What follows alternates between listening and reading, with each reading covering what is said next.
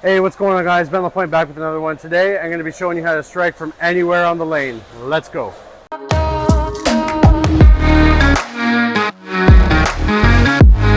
Alrighty, striking everywhere on the lane can be done in a bunch of different ways, but today I'm going to be showing you how to do it with one bowling ball. So that one bowling ball is going to be the Rotor Grip Attention Star, my favorite ball of the year. Like I said, you can do it a bunch of different ways. I'm going to be showing you how to change your hand position, adjust your speed, and then we're going to be going into how you can do it with a couple different types of bowling balls and what the reaction is, what it's going to do for you. And then we're going to finish it off the 7-arrow challenge. So let's get right into it. Alrighty, so the best way to manipulate ball roll, obviously the Attention Star, asymmetric pearl. It's going to give you a little bit more length and a little bit more continuation down the lane. Today, I'm going to show you how to make it a little bit earlier and also get it down the lane even further, just to allow you to play different parts of the lane. So basically, if I was looking to keep my hand a little bit further up the back, you'll see that down the lane it doesn't really want to go.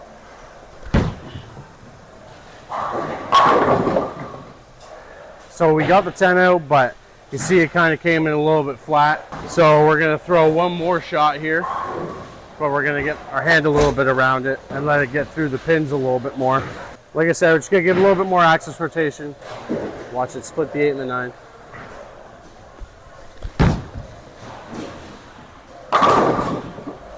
And went a little bit high flush. So as you can see, stood in the same spot, got it to relatively the same part on the lane, and the ball did two completely different things. Both struck, but the pins, they went down completely different ways. All right, so what I'm gonna do real quick is kind of just show you guys what it looks like when I have my hand up the back and around it in a couple different spots on the lane, just to kind of show you how the ball reacts. So I'll stand to the right first, show you that, do both hand releases, and then we'll move left and I'll show you that.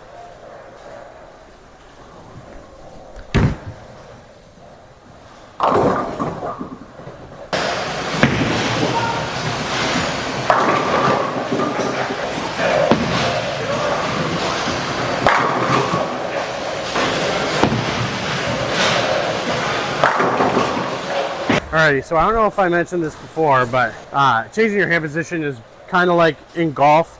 You have 14 clubs and you need to hit a 7-iron, but it's just not enough, and you want to hit like a 6.5 iron.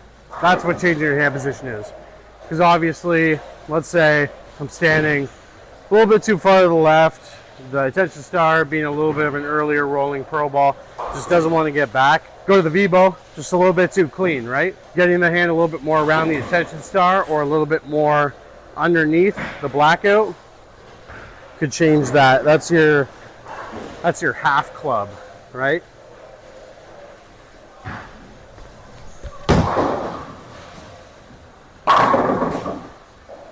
So that there was basically like the most I ever rotated. But our house shot, there's a big puddle in the middle of the lane, so I know if I didn't rotate it like that, if I was a little bit more behind the ball, I probably wouldn't have gotten back. Alrighty, one more thing you guys can use a different hand position for is when you're 10 pinning. So most of my moves that I make, like a lot of people, if they leave a 10 pin, they go a board to the right, something like that. My move tends to be actually 2 to the left, because the reason why you're 10 pinning is because you're not leaving enough, or you're not having enough entry angle.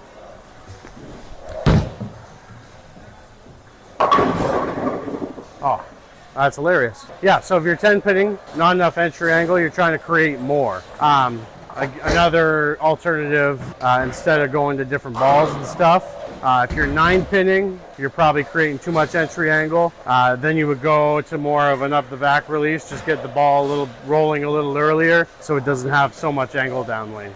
So what I think we're gonna do now is get the 7-arrow challenge to go.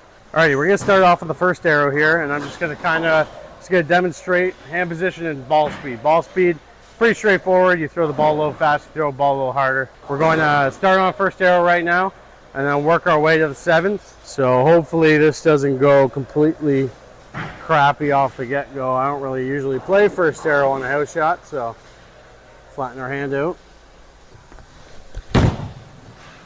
First arrow. We did not strike, so let's try that one again. Alrighty, so first arrow, we just struck.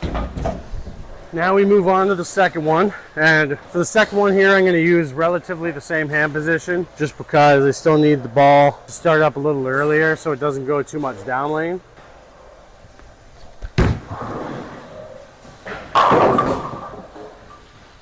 It's pretty close. Not gonna lie, it might have been a few boards inside of the second arrow, so I'm just gonna run that one back one more time just for my sanity. Alrighty, second arrow, take two. Oh, we missed right. Alright, we're gonna get this one eventually.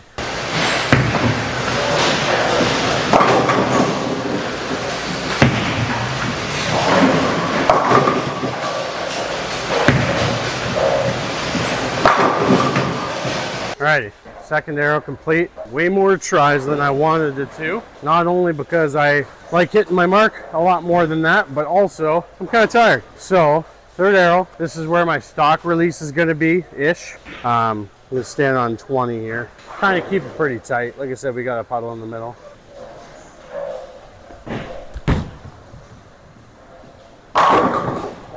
That was money. I wasted too many shots on the second arrow, so I got to move to the fourth real quick. Move right into the fourth arrow here. This is probably going to be a relatively same release as I had in the previous shot. Not doing a whole lot different. I'm probably going to move 5 more with my feet. Trying to get it about the same spot, but now I'll drop my ball speed a little. Yep. That's some execution right there. All right, fifth arrow. We're starting to get into a little trickier zone, especially on the fresh house shot. And I also didn't think before making this video, standing next to a ball return, and these go up a little bit further than normal, so I'm gonna have to probably walk around them for the 6th and 7th. Before we do that, let's worry about the 5th. Now we're rotating a lot more.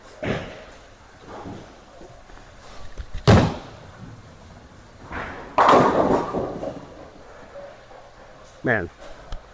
Out on the back. All right, 6th arrow. Now I'm basically going to be hugging the ball return with my left leg. I might not have to completely take a step in front of it yet, but again, just max rotation with the hand, trying to get all the way around it. Just get the ball down the lane, probably get a little air time as well.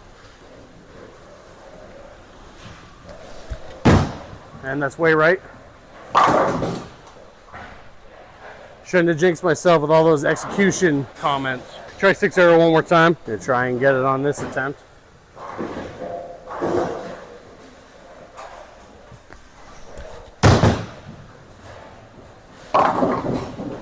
It's close target wise, but a really bad shot. Let's try getting the 6th arrow any day now.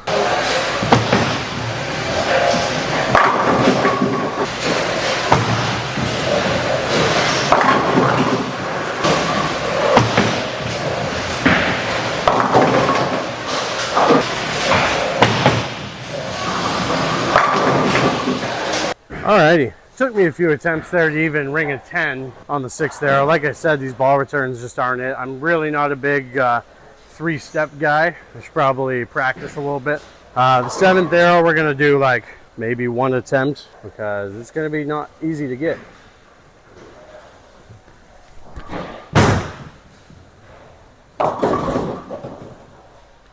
Yeah, problem is, if you're playing the 7th arrow, you're throwing it halfway down the lane, and that's just not ideal. It happens every once in a while, but very, very, very rarely. So, instead of that, we're going to try and tackle the 7th arrow a different way, with a good old backup ball. And I don't even think this is going to work. I'm not very good at the backup ball. Well, that's pretty good. Let's wrap up the video. Alrighty, just before we wrap up the video, I just want to tell you guys about the giveaway I'm going to be doing. It's for any Storm Rotor Grip 900 Global Ball. What you got to do is be a subscriber to the channel. You got to like my post on either Facebook, Instagram, or YouTube. Follow me on Instagram. Put the name right down below here, and then you're entered in. That's all. Hopefully you guys liked the video. If you did, click like button, subscribe, comment, turn the notifications on, and we'll see you in the next one. Thanks, guys.